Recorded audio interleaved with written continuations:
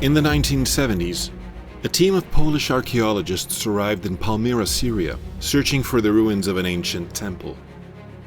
They worked under the leadership of Professor Michał Gawlikowski, a scholar dedicated to uncovering the remnants of lost civilizations. Their goal was to excavate the temple of Alat, a site dedicated to an ancient Arabian goddess.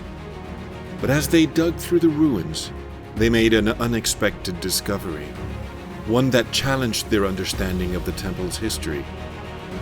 As the dust cleared, they uncovered the face of a woman carved from marble.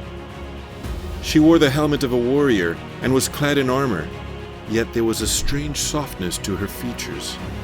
She bore the unmistakable appearance of Athena, the Greek goddess of wisdom. This was not just a statue of Alat, nor was it purely Athena. It seemed to represent both. The archaeologists wondered, how did this statue end up here, in a temple dedicated to an Arabian goddess? The discovery posed a deeper mystery. It suggested that religious beliefs had not simply disappeared, but had blended and transformed over time. It raised the question of whether people had once worshipped this goddess under different names. And if gods and goddesses could change identities, what other religious traditions had evolved in unexpected ways? Centuries after this statue was buried, another story unfolded, one that would shake the early Christian world.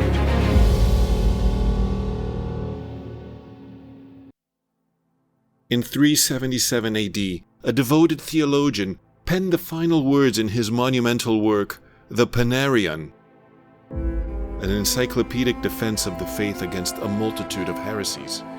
His name was Epiphanius of Salamis, and he had built a reputation as one of the Church's fiercest guardians of orthodoxy.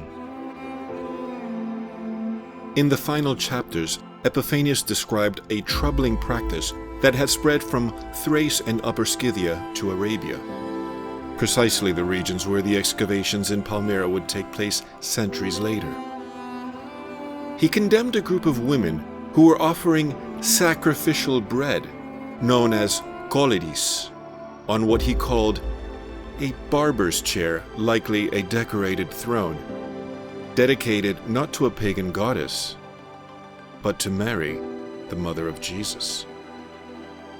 He named them the Collyridians after the very bread they offered. This was one of the earliest documented cases of Mariolatry, the worship of Mary. While Epiphanius fully affirmed Mary's holiness and unique role in salvation, he drew a firm line. Mary was blessed, but she was still human. She herself worshipped God, not the other way around. If even angels were not to be worshipped, how much less a human woman? Veneration was appropriate. Sacrifice was not. As Bishop of Salamis, Epiphanius had spent his life combating heresy and theological confusion, and the Collyridian controversy underscored the Church's ongoing effort to properly define Mary's role in Christian theology. His writings foreshadowed a debate that would culminate over 50 years later at the Council of Ephesus.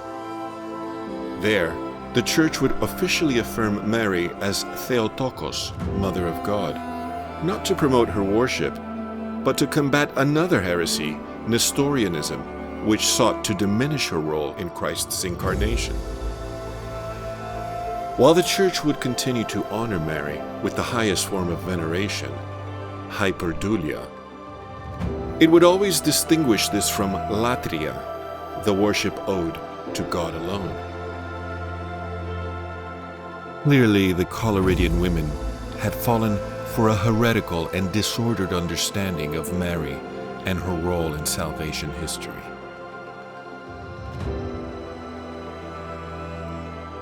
The early Church, in its wisdom, met to clarify the faith and properly order Christian devotion.